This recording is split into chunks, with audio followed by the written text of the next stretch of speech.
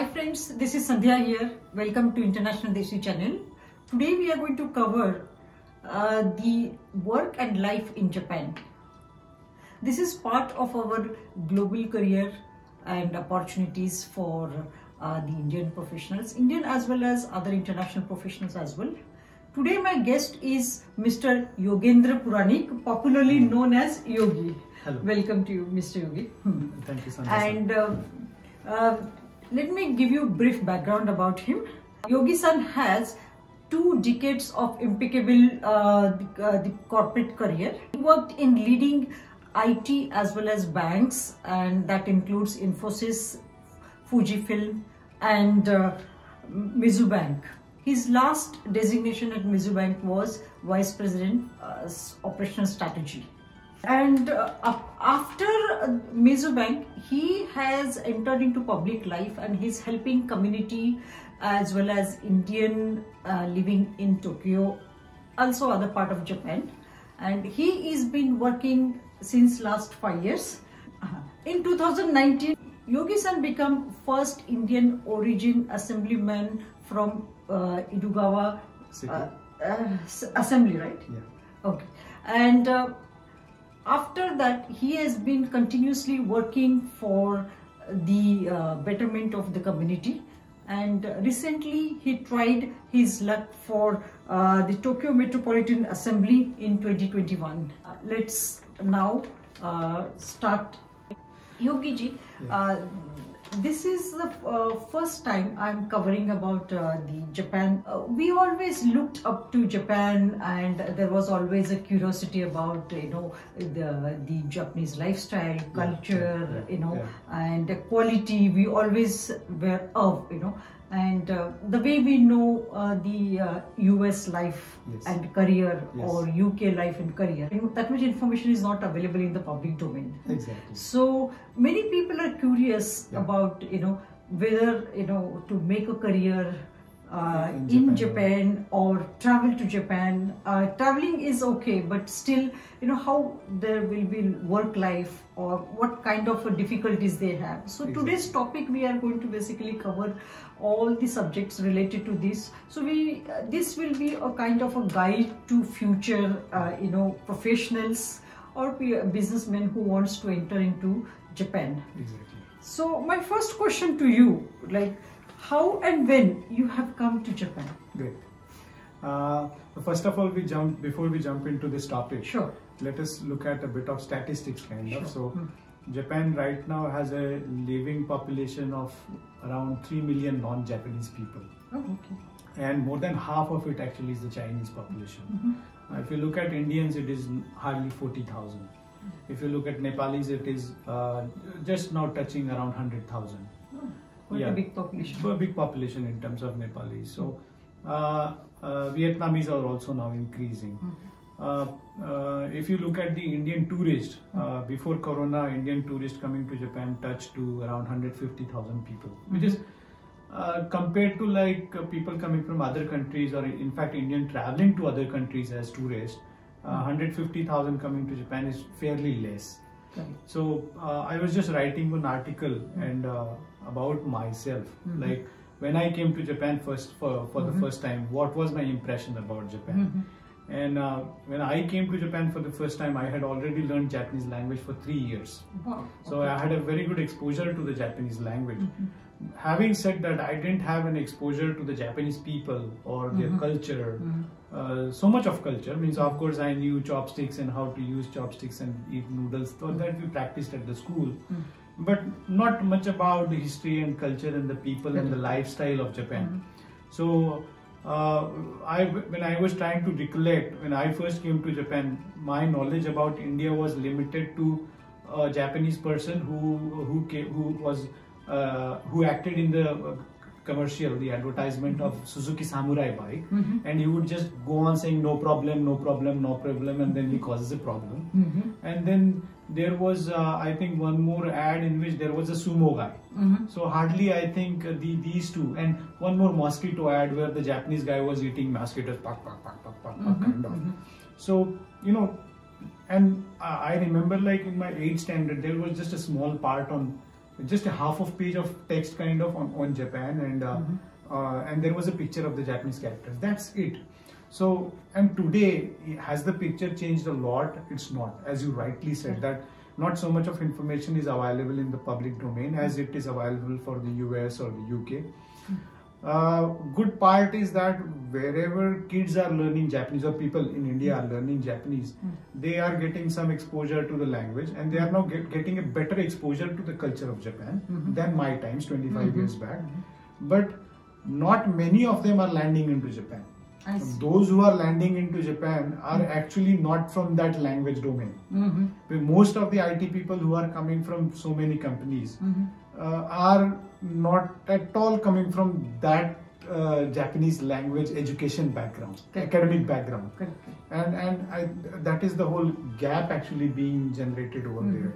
Now, when corporates are sending the people to Japan, are they actually getting them prepared? They are not, and that is the whole beginning of that. So now I'll come back to your question. Maybe I spoke already about it a lot. So when I joined my university, I was doing my BSc in physics, and my father was of the thought that the amount of studies that you will have for BSc physics won't be enough for you. You have more appetite. So on his suggestion, I started learning Japanese. I entered the Japanese language department in Pune University. So in Pune University, we have a proper university course for 3 years.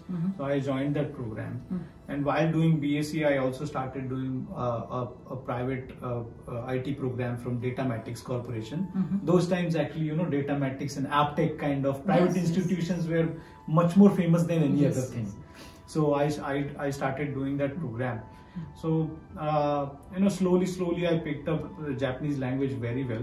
I think I had a bit of knack for languages. That is very useful. And another thing is actually my way of studying Japanese. Maybe if you have a question later on that, I'll answer it then. I had my own style of learning Japanese, so that allowed me to pick up the basic language very well, and I got my conversation up very well. I had very good scores in universities. I had very good scores in JLPT, and eventually I got scholarships from the Japanese government. Twice I got a scholarship from the Japanese government as a student, and I came to Japan as a student. That was my actually first, what you can say. So how old you were that time? First time when I came, I was 19. The early exposure really helped for you. And the second time I came, I was 21. So I was quite young actually when I came to Japan. I see. And when you went back and did your MBA from IIM Calcutta, right? And after that, you joined Infosys? I did it before. So like in 1996 itself, I got a job in India in an IT company. I think my life had been a bit of fortunate and quite fast paced. Means at the age of 19, I was working in an IT company. I was teaching in the Pune University. I was teaching Japanese language. Wow. And and then I got a scholarship to come to Japan. So I started my IT career also from 1996, and I was working in India. But after coming to Japan on scholarship, then the way actually corporates look at you totally changes. And then by then international exposure really helps in the corporate. By then I had cleared the highest exams of Japanese language proficiency test, JLPT, which is the level 1 and all. Oh, level 1. Yeah, I had completed all that. So then I was in the league where now companies were actually ready to send me to Japan. So 2001 I got a job in Japan, and then I came to Japan, and since then my base is here. So for some time, like when my son was born, I went back to India because I needed my parents' help, and that was in those times in 2001, 2002. That is what we used to do, because the hospitals here were not so easily admitting us and those kind of things 20 years back. Now things are changing. So from 2001, I'm here as a professional. I see. Great. So you have already mentioned some of the challenges about the hospitals, but you were fortunate that you already learned Japanese language. Yes. But other than that, any other challenges you faced? Exactly. For me, as I said, like I was lucky that I first learned Japanese and then came to Japan, so the language barrier was really not there.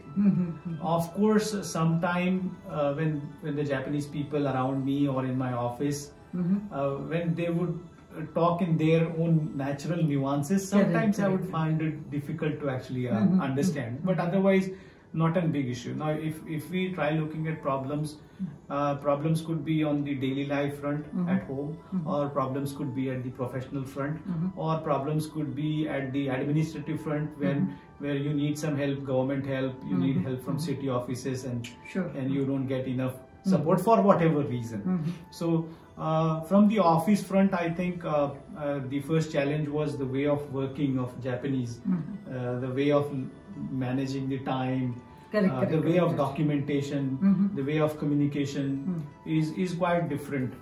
Japanese people, like say, in terms of communication, Japanese people actually talk very less. Well, since I was in the software industry, actually that is the weaker part of the Japanese people. Like when they want us to develop a software, they are not able to tell the whole story. What exactly they want. The problem is actually they also many a times don't know what exactly is the end thing they want. So when working with the Japanese, it is very important you make them talking. You get them talking, and you make them talk regarding the whole thing, what exactly is in their mind, and try to put it in words, try to put it in pictures, so that it is visible for them. Something invisible for a Japanese, they are not so good at imaginations. So that was one very big learning for me. Then suppose like in terms of documentation, when I started working in India, my manuals used to be much more a text-oriented manuals. But when you come to Japan, Japanese manuals are more of diagram-oriented manuals. That's right. Yeah. Then suppose from the software perspective, many of the Japanese people still like using Excel, whereas Indians like using Word document. So because we are textual people, whereas Japanese people, they will try to actually put things into tables or diagrams and those kind of things. And so those kind of presentation. Exactly. So those kind of things actually I realized after I came to Japan. And like say other things in the office, softer sides could be like the dressing sense. Of course, when I first came to Japan, I came with my business casual clothes. And so those were cotton pants, like chino pants and those kind of stuff. But when I came to Japan, I realized it took me some days, but I realized, oh no, I need to be well dressed, so I need to be in a suit. So then slowly those kind of changes, or otherwise like my eating habits. I was a complete vegetarian, but then I took some effort to actually eat some things that I can possibly eat. I actually started eating egg, which I was not even an vegetarian when I came to Japan for the first time. So this is a big challenge even for me as well. So I started, and today I eat anything under the sun. Alcohol was a big wall for me. But slowly I also I'm not saying like everybody has to do it, but then at least if you have some, you can have fun. I have never been kind of heavy drinker or kind of. But at least you have some that social life in the corporate world. Otherwise, when you go out with the colleagues, so as you correctly mentioned, you can't open up. So something you make them feel comfortable being part of them, right? And acceptance have to be both ways. That's right. So when you are taking some, you try to give some kind of, and then that actually starts happening. So these are on the office side, or maybe on the Japanese side, I can say like the risk appetite of the Japanese is very less. So but in India we have all jugaad system. Yes. It's going to work or not going to work, let's do it. If it is not working, we'll try something else. But in case of Japanese, that is not the way. So and another thing is like in schools, you would remember like when we solve a mathematical problem, we would normally skip a step. We would skip a step. Let's go to the next step. So, but in case of Japanese, that never happens. You cannot skip a step. Yes. So that thing, these all things actually have to be if they are known before somebody comes to Japan. Basic things. If they are known to Japan, or like even when you go with the Japanese to eat, if you are able to use chopsticks, the amount of appreciation that you will get and the amount of correct. acceptance you will get, that will be amazingly different as compared to if you are using a fork. Understood. So it will be so totally those little different. things Yeah, do yeah, matter, right? Yeah, it's Right. same like if like some Japanese has come to India, and if you are taking him to marriage, and if that Japanese person is suddenly wearing an Indian dress, the So kind you of feel acceptance you will correct. have, it's the same thing kind of. And on the life front, the challenges are like the biggest challenge which I felt is that in India, if you are living in a building, everybody is your friend. Yes. The doors are open, you can enter anybody, you take your curry to their home, you bring their food to your home. But in Japan, normally all the doors are closed. Many of the times you don't know whether the next door, what kind of people are living. So the communication is not there. That was one real painful aspect for me, and first 6 months were really tiring for me because of that. It's very isolated lifestyle. Exactly, right? exactly. So that they have to accept that they will have to make extra efforts to make friends. Exactly. And find their own social circle. Right. The other things were like how to do the garbage segregation. When 20 years back, when I came to Japan, in India we didn't have even that concept of throwing a garbage in a particular place. Correct. Leave away the baskets or segregation and all that, putting it in a plastic foil wrapper or something like that. But after coming to Japan, that was one of the hurdles, like understanding the garbage segregation system. Second thing is the housing. The way houses are built here are totally different than the way we have in India. In India, we have very thick cement walls and floors and all. So, like even if you are walking in a house, it's not noisy below, but in Japanese house, it is noisy below. So even though more like a US house. More like. So all those kind of perspectives in the daily life, those things need to be felt. And you have to actually go on improvising yourself in order to not create problems for others. So those are on the life side. From the administration perspective, the biggest problem with the Japanese administrative offices, the city offices, is that the websites are still not bilingual. When I came, absolutely no bilingual. Everything in Japanese. How about now? Now, actually, some cities have changed, especially where foreigner population is there. Yes. Many of the websites now have automatic translation tools. Although translation may not be perfect, but you can guess something out of it. Yes. And some city offices also have bilingual or multilingual people in their offices. So you can get some help, but maybe not to your expectation all the time. That is one thing. The other thing is, because of this, a lack of information can happen. So what all services are available? Is there any, because of this language and cultural barrier and not having information, there must be a lot of conflict and confusion in the daily life. So how much stress it basically increases in the initial stage? Yes, initial stage it was a stress. In fact, honestly speaking, after my first assignment in Japan, after 6 months, I opted to go back to India because I really wanted a change. So in spite of knowing Japanese and excellent Japanese. Right. So imagine the one who don't have the Japanese proficiency. They must be having quite a trouble. Yes. I can give you an example. Like one Indian young guy, 25 or so. He had gone to US for an assignment. He finished it, and then he came to Japan for an assignment. And then after 3 months, he told his company, "I want to go back to India." The reason was, he said, "I cannot stay without talking on phone on a train."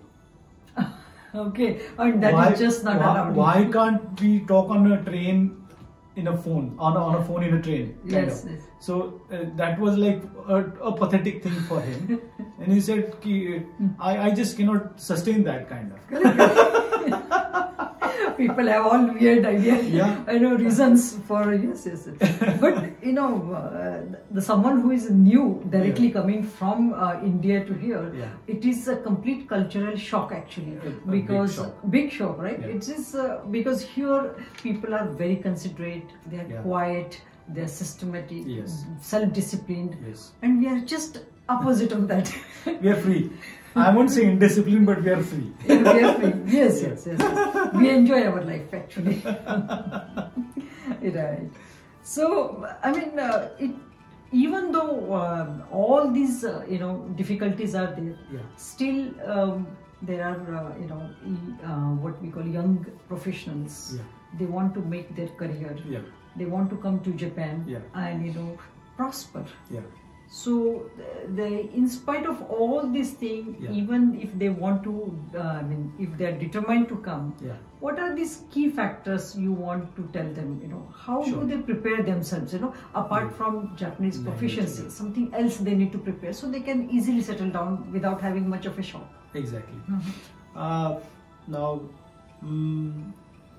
first thing I would like to make it very clear is that Japan has opportunities for foreigners since the population is declining, and honestly speaking, Japanese education system is quite weak, and Japan is not creating talented, or what you can say, skilled people. Okay. So even in IT, Japan has no good schools to pump up the IT IT people into its corporate world or into its economy, and that's why it has to depend on countries like India. So there are opportunities, and when we talk about opportunities, it is opportunities in IT. Also, there are opportunities in the skilled areas where it could be a welder. Oh, okay. It could be a construction engineer or a construction, what you can say, labor, or even in agricultural field there are opportunities, or health areas. This is new too, actually. A lot of people don't know about these opportunities exist in Japan. Right. So these opportunities are there, and in India it is not known so much, or in India we have not worked on it in an organized manner. In India we have Japanese language schools which are really doing good. Particularly big hubs are there in Delhi, Mumbai, or Bangalore, Chennai. These are major hubs. Some new hubs are coming up in Indore or in the northeast. But we are still limited only to Japanese language. So for last couple of years I have been continuously telling that now we have to graduate. We have to graduate in the sense it is not just about language, but we have to make it a combination of language plus skill. As language plus skills. Yeah. Okay. And so even just as I said, like even in case of IT, more than 90% of IT guys who come to Japan, they are not prepared with the language skill. Oh yes. So yeah. So the combination of Japanese language plus skill, both in high skills as well as the labor level thing, is not actually being taken care by India as in an organized way. Whatever happening is in a very highly uninstitutionalized or inorganized way, and that's why India has not been able to actually take a pie out of it. The major beneficiaries of this need of Japan has been China or Vietnam. So I think if India works on it in a better fashion or a coordinated fashion. So you want to consider them like giving them knowledge as well as a skill. But apart from that, what other things they should have? Right. See, in India now we have so many IT schools. Correct. So within IT schools, actually, some companies they really need IT high tech people. Correct. So those will be done by the IIT guys, right? So I think IIT and IITs should pick up a few people who also have liking towards language. Correct. Or might want to go to Japan. They already have a Japan focus. So in IITs, maybe we can start Japanese language programs for a group of say 10 this people, is a good 20 idea. In people. fact, it's not only Japanese. They can introduce other languages as well, exactly. so that they can pick up whichever the language they like and wherever they want to basically move forward in the future. In the same way, we can actually go another step down because not really high tech, but maybe the professional level where people like me are working in the IT industry, in the normal engineering colleges or the diploma colleges. We can have again Japanese language specific programs for again those IT people. Then we have a big network of ITIs, Indian Industrial Technical Institutes in India, which actually train 10th pass students on say in fact, machining. Indian government is spending a lot of time in skill development. There is a special program for the skill development by GOI. I think they can give some additional skill along with these plumbing, carpentry and all those things. They can give some language skills. All these skills will be required in Japan in future. Right. all these skills. In fact, what I believe is that India should take that first step. That okay, we have these skilled people, we will teach them Japanese, and would you actually open out the doors? Sure. So not wait for Japan to knock on Indian door, but India comes and knock on door. And build it proactive. Right. Now, but the problem what is happening right now is actually. See, Japan and India has signed a treaty for the skilled labor, supplying the skilled labor to Japan. What is happening is some institutes have been certified to train the people in Japanese language. Oh, is that so? But the problem is nobody is actually looking at the compliance part of it, and right kind of people are not trained, and right kind of people are not sent to Japan, and that's why the impression about India has not been so great. Number one issue. Number two issue is, while the treaty has been signed, what India has to do is proactively they have to send people, some officers to Japan, and they have to actually contact the Japanese administrative offices or the Japanese corporates, or go into the regional areas of Japan and try to find out where exactly is the need of the labor is. Because so how do we actually do that, match? There is a mismatch clearly, what is needed and what we are supplying. So how do we basically do that, a match somewhere that, okay, this is the requirement and this is where we are and we need to fill up this gap. Exactly. So if we identify these, probably we can help the government. Japanese government has given out a statistic that they are running short of the skilled labor. Where is not known. In which prefecture? So then who does this survey and who has this kind See, the survey is quite open, and the data, that data is not coming out from which prefecture, who replied that he needs this kind of labor at this point of time, after right now or after 6 months or after 1 year.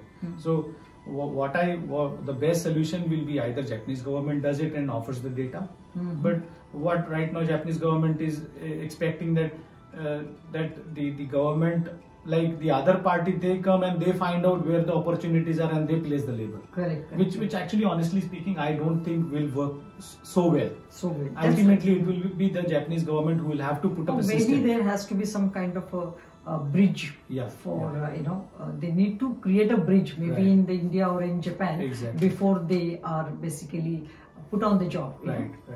And the other thing is, right now, what is happening one more is, question. When people at that level, especially the skilled labor, if they want to take up any job or they want to migrate, the first question for them is the money. Exactly. So when they're looking at that money, how much money is Japan is offering, how much is Dubai offering? So if that they do the comparison, so where do we stay? I mean, where does Japan stand? Now, under the treaty, what is happening is, Indian government has given has certified or authorized some schools to train this labor.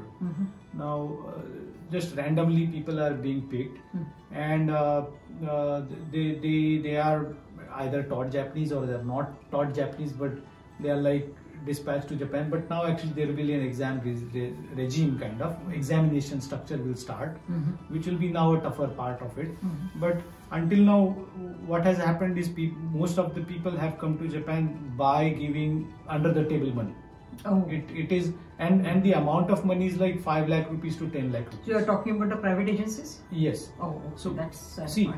The reality is, when the government structure is formed, actually the structure is formed in such a way that those people who will be trained in Japanese language and culture, say in India, they need not spend money. Correct. They need not spend money. So they should be actually given free education, is the whole scheme. Correct. And for that, the public money is actually moving for that purpose, but that money is not going into the right pockets, is the issue right now. So the whole system will have to clean up. All in all, under the treaty, if a skilled labor is coming, there should not be so much of money part involved into it. Correct. Because it is coming under the treaty and under the whole government scheme of things. But there has to be some kind of what we call a facilitator, a government authorized facilitator, somebody like who can facilitate them from that proper migration from one place to point A Right, to point right, B, right. and yeah, apart from giving the skill, they also complete that all the paperwork and the Right, process, right, and right. to ensure that this side also they are settled down Exactly. well. So now, until now we were talking about the skill part, part of it. If you come back to again the IT part of it, then you have so many Indian companies in Japan. Correct. Then you have so many, a bit of foreign-oriented Japanese companies in Japan. What do you mean by foreign oriented? It could be like say Rakuten, or it could be like say now Hitachi and Multinationals. NTT Data are recruiting Right. foreigners Oh, they're directly. So multinationals, as you can say. And the third thing are the so many international recruiters who are in Japan. That's right. So these are the three main avenues where the IT guys, if they feel like they have the IT skill, they have the language skill, they know a bit of culture, and they're confident they can work well in Japan, and they can they can start applying to these companies. There are many opportunities right now. Then Japanese language becomes a big barrier. Actually. Yes, This is yes. what I have seen. Without the language, they don't want to basically touch the resume also. There are few opportunities, very few, where maybe language will not be a barrier, but I think very few. But it may not be barrier from the professional perspective, but the moment you start living in this country, language is a requirement. That's right. For whatever purpose. Yes, Then, yes. one more thing I would like to talk about is beyond this area, like there is also requirement of international teachers in Japan. So Yes. so many actually English teachers you're talking about? yeah, English teachers plus subject teachers also. In many international schools they need subject teachers also. Then the another gateway coming to Japan is for the students. When I came to Japan as a scholarship students in India, hardly even 10 people would get scholarship to Japan. Yes. But today now it has gone to hundreds. 100. Yeah, hundreds of Which students. area they are? Whatever, many areas actually. Many so areas. there are mixed scholarships. Tokyo University, Kyoto University. Many universities to Many choose universities from. again. Yeah, Oh, okay. Tokyo, Kyoto is just the cream level of it, but there are many universities across Japan. So you have to. There's a JASO site, JSSO, and it has a lot of the whole information about scholarships to Japan and how to come to Japan. But how easy or difficult it is to get the scholarship? My take is not so difficult. Not Now, difficult, the amount of people who are trying for it is also less. Oh, okay. As compared to other competitive exams, or as compared to people who are trying for scholarships So what to kind of US or exams UK. they give for these scholarships? Any exams? As I have seen, there is also one EJU exam. Now, if you are coming for an undergrad, then there is an entrance for Japanese universities, EJU exam is there, and I think it's English, it's general law, general what you say, information kind of, and then reasoning and logical kind of Analytical. thing. Yeah. And that is one avenue to it. And if it is a graduate program, means after passing your bachelor's program, then you have to contact your professors directly, and then you have to send your short thesis. So go to the websites, find out which professor to contact, your specialized area, communicate to them what exactly you want to research in, what research you have already done, and if the professor likes, actually they call to you. One area that has not worked so much well in Japan, as I hear from people, is the medical industry. Wow. Because Japanese medical industry is quite closed, and they have not allowed non-Japanese people to enter this field so much. The language barrier is exceptionally high for this field, because ultimately you have to actually you are touching the lives of the people. Right. So that area is very high. So some of the MBBS people who are in India, because of marriage or because of whatever, they came here as a spouse, they are always complaining that they are not getting what they should be getting as to their. So do they have any special exam, like in USA they have a USMLE kind of thing? Yeah. So they also have some entrance exam before they are qualified or allowed to practice? Yes. Okay. So after they finish their program, then there are actually exams for the doctors. They have So to how take many this, years of this program is there? For medical? Medical, local, I think 6 years. 6 years? Yeah, 5 or 6 it's like years. redoing the whole thing. Yeah, but no. If you are coming from India, if you are an MBBS already there, you don't need to go through the whole program again. Okay. So you have to learn Japanese, and you should be able to answer the test. I see. Yeah. So that's it. But the level of language is so high that people simply don't go to that level. Recently, I came to know actually two people. Those are Westerners, one of them actually he was interviewed on TV alongside me, and he was probably the first guy to actually clear that exam here, and but he's like exceptionally kind of in Japanese language. So he spent around 2 years or 3 years full time on the language. Pick up the language to whatever greatest height he can, maybe better language than me, and he cleared it and he became a normal doctor. So now he is in the countryside and he runs his own clinic kind of. Yeah. That's very inspiring. Amazing. I see. I think, one who is in MBBS, they are intelligent. They are sufficiently yes, let's intelligent. agree. Yeah, right. Only thing, if they are able to focus on language, coming out of that core area, if they are able to focus on language, then they can do wonders. Right. No doubt about it. So apart from the IT, yeah. So what are and the skill labor we talked about? Any other areas we talk about that Indians can come or any expats can come and make their build their career basically? See, other than that, chartered accountant are there, accountancy is there, I think if your skill is coupled with Japanese language now, then so you can open up the doors. Right. Japan actually did not allow only the low skilled labor, foreigner labor to enter Japan. So that is the only barrier. If you have skills or if you have certain professional education, if you couple it with Japanese, I think a lot of opportunities you can get. Like you can also get a sales role. Correct. Because now, or a kind of a purchaser role kind of. So you have to purchase goods from overseas and you have to bring it to Japan. So Japanese companies want somebody who can understand the culture on the other side, who can do a bargaining. See, a Japanese can learn Hindi, and he can start. Many Japanese learn Hindi, and they can talk with Indians, but they cannot negotiate with the Indians in the way Indians. That's all about culture, actually. Knowing that how the business works. Right. So many Japanese companies actually they look for salespeople from different countries or purchase people from different countries. So if you have skill in some particular area and you couple it with Japanese, I think opportunities will open up.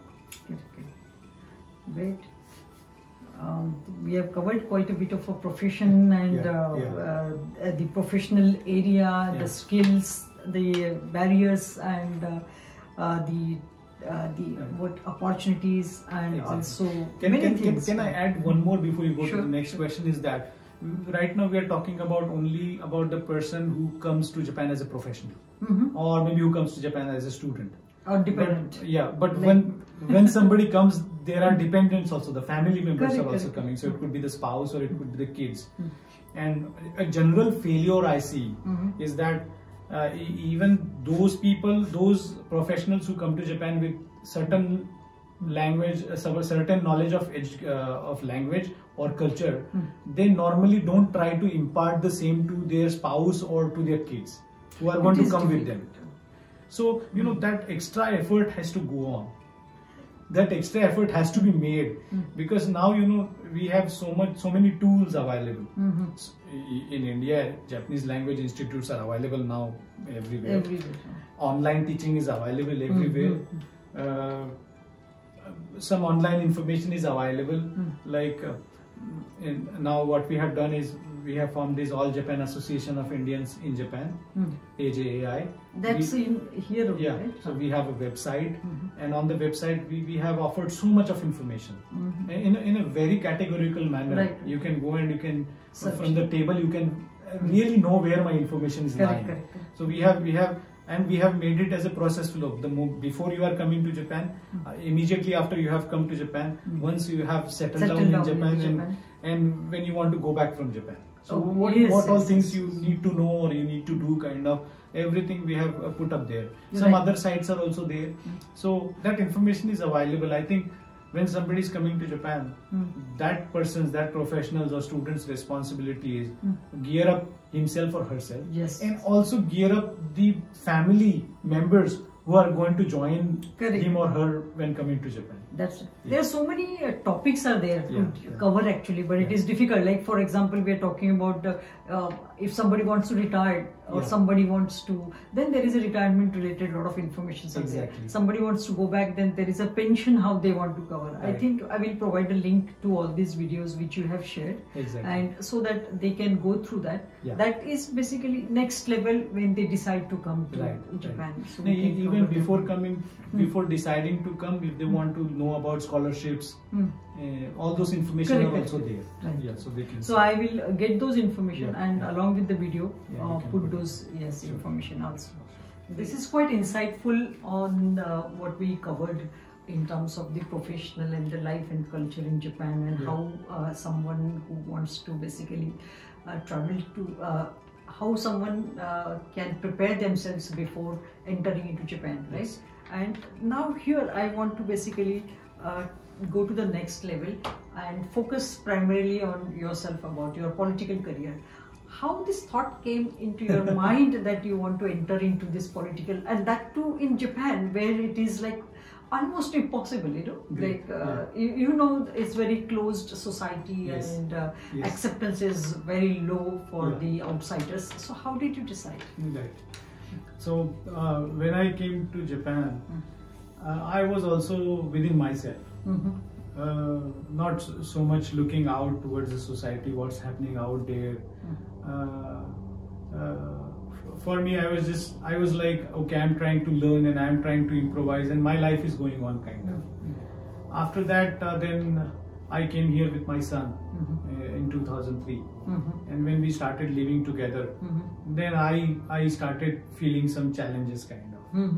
Okay, what are these challenges coming in while raising a kid? Then in 2005, I moved to Nishikasai, which is the most Indian community populated kind of area. It is highly populated by Indians. And when I moved in there, I was living in a big society. Before that, I was living in small buildings kind of. And in that small building, I could be the hardly once Indian kind of. So there was no, you mean say like immigrant kind of issue or discrimination kind of thing. And there won't be so much of communication. But in 2005, when I moved to Nishikasai, I moved into a very big complex. I see. Almost of around 1,500 families. 1,500 families. And within that, at that time, around 80 of us were Indian families, and then few Chinese families, few Korean families. Well, today in the same society, around 300 families are Indians. So you know, it has been growing. So when I came there, I slowly started realizing that while there are people like me who keep on upgrading themselves, they learn how Japanese people, the lifestyle of Japanese people is. There are others actually who are not realizing that they need to upgrade, and they are not following. Because of that, they are not following the rules, or maybe they don't know the rules itself. So then what I started doing is I realized that, and then I started actually sending this information outside.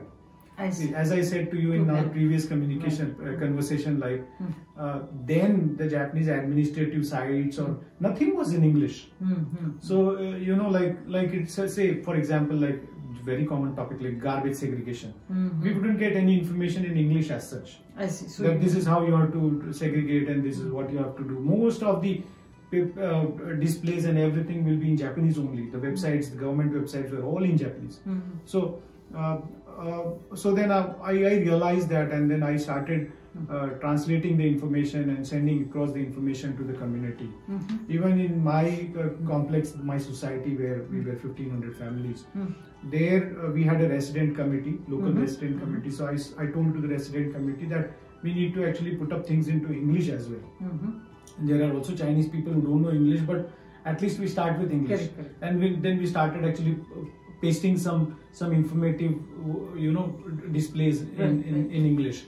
So that is how we started, and then slowly by 2007, 8, like people like, okay, when Yogi-san is there, so if you need to know something, you can go and do. The better side was I was actually very fluent in Japanese, so I can go to any website, I can understand that Japanese, and I can tell people what it is. In those times, Japanese language speaking foreigners actually were still very few. Correct. So that is how I started working in the community.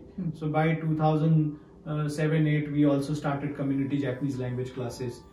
Many Japanese volunteers actually they started helping us. So one-on-one classes kind of, or 1:2, 1:3 kind of classes. We also used to have classes at my home. Many people used to come, but somewhere that link broke up. Then the biggest thing happened is the earthquake of 2011, and in the lack of information, almost 40% of Indians who were living in Tokyo, they went back to India. And honestly speaking, that was a big shock to me. And it was also a shock to some of the Japanese corporates, because many Indians they went back to India without properly informing the companies or their employers kind of. So at that time we were actually a few key Indian guys who were doing a lot of voluntary work. So we came together and then we started discussing, okay, we need to create a network of information. I see. And that as an outcome of that was the All Japan Association of Indians. Because before that, all our Indian associations were regionally separate kind of. Correct. Association of Marathis and Association of Punjabis. Yeah, and then Association of Keralites and Tamil. So we were all separate, and there was no single kind of information channel going back and forth between these. So we said, okay, let's bring in representatives from each community and let us create one single platform. And from there, whatever is there, we can actually give back the information, same information to all the communities back. And we stay on the same platform kind of. So with that we started, but then in 2017 it happened so, like one of the politicians in Nishikasai, Japanese politicians, he started saying, let us build a little India in Nishikasai. Oh, okay. And my take was like, when I heard their plan, I was not like opposing right from the beginning, but when I heard their plan, I felt like it is not going to be a successful plan, because they were basing their thought process on Singapore model or the UK model or the US model.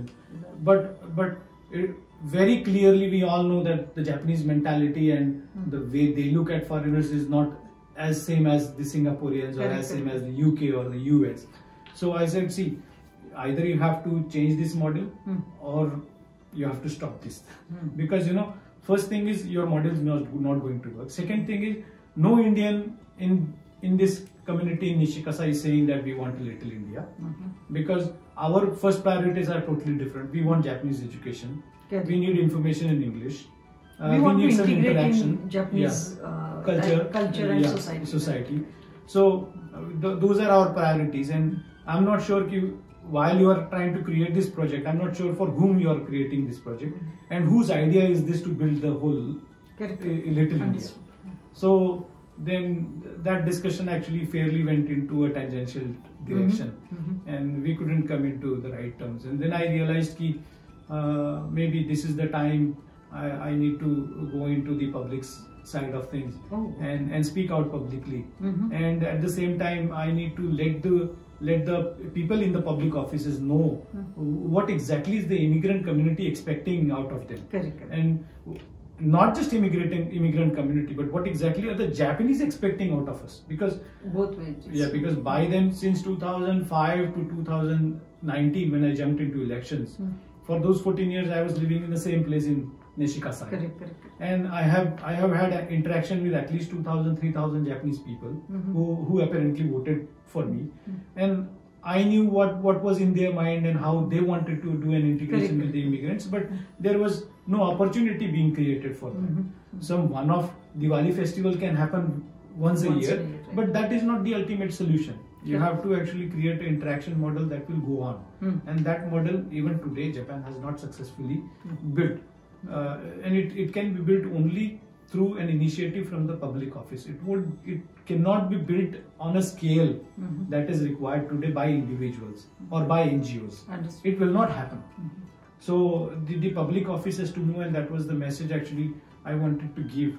And to some extent the message is going ahead, but the bigger action is yet to start. Correct.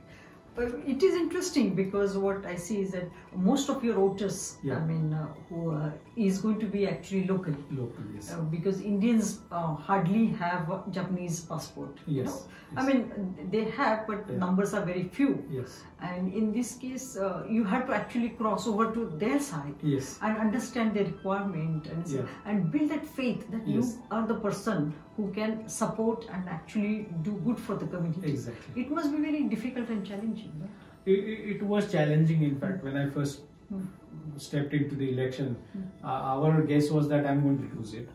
But then we have to start building the blocks so that in the next election, actually, we can come victorious. We can come out victorious. But fortunately, the message that I was trying to give across, I think it reached the people quite well.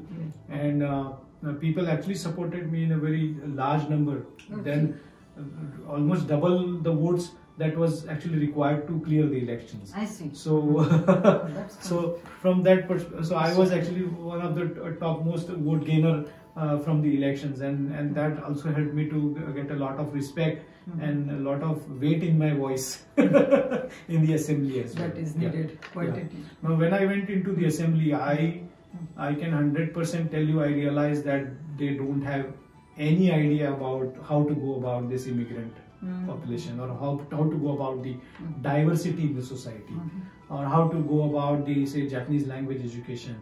They don't even understand that the kids of the immigrants, they are undergoing educational issues. Yes. Many of the kids are actually undereducated because they are not getting the right educational opportunities, or because they have linguistic barriers. Many kids are not. I'm not just talking about Indians. If you go to, if you see other communities like Nepalis and Chinese, so many kids don't even go to school because of language issues, because of the family issues, so many things, and nobody is looking at them. So isn't that compulsory in Japan that all the kids should go to school? Yeah, but these schools are not actually listed on the Japanese that list.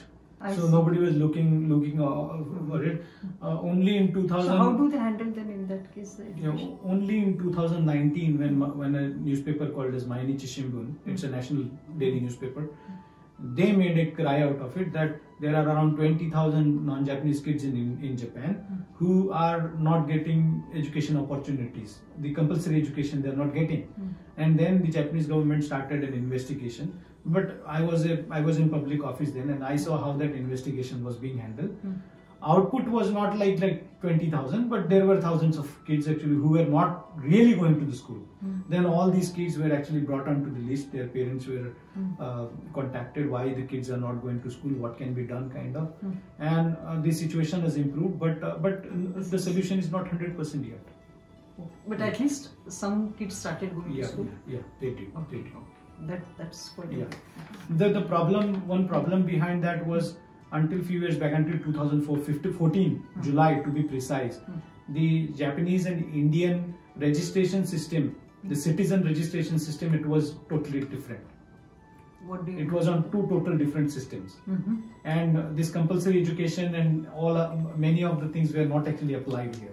I see. After 2015, now a partial data integration has been done.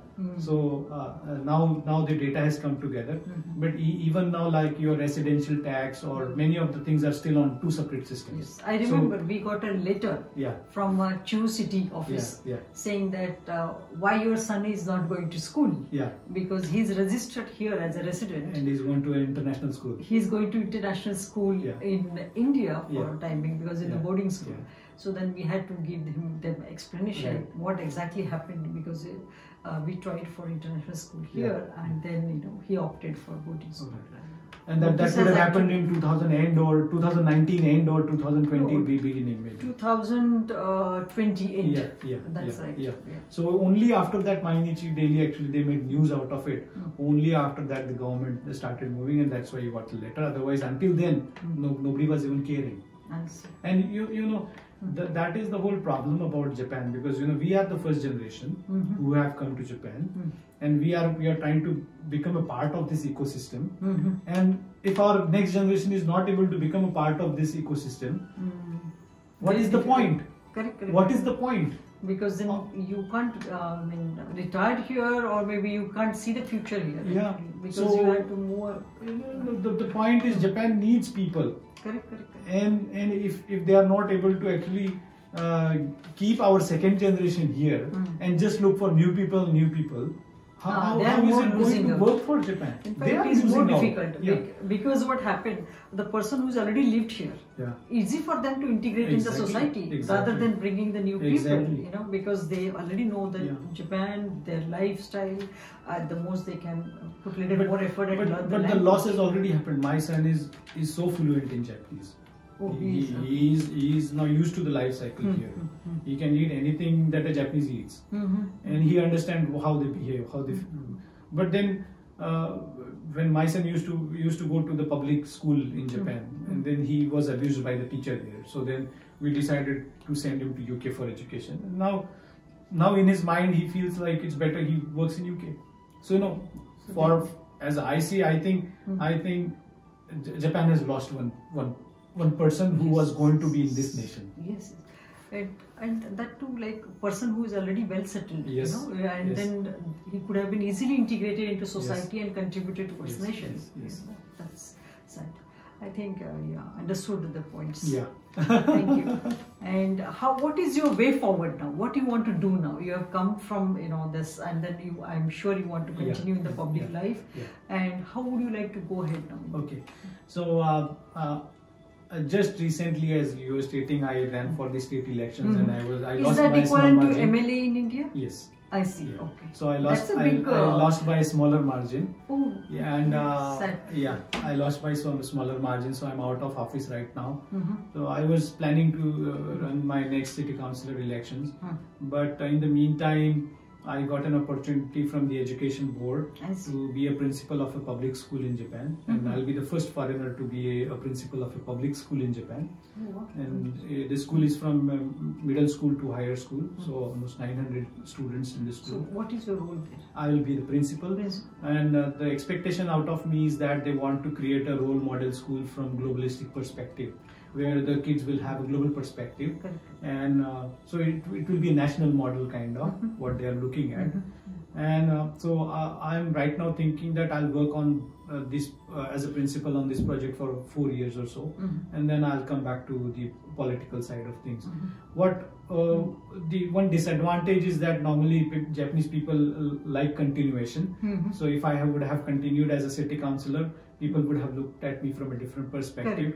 But the merit I am looking at from my side is that I saw the political side of the public office.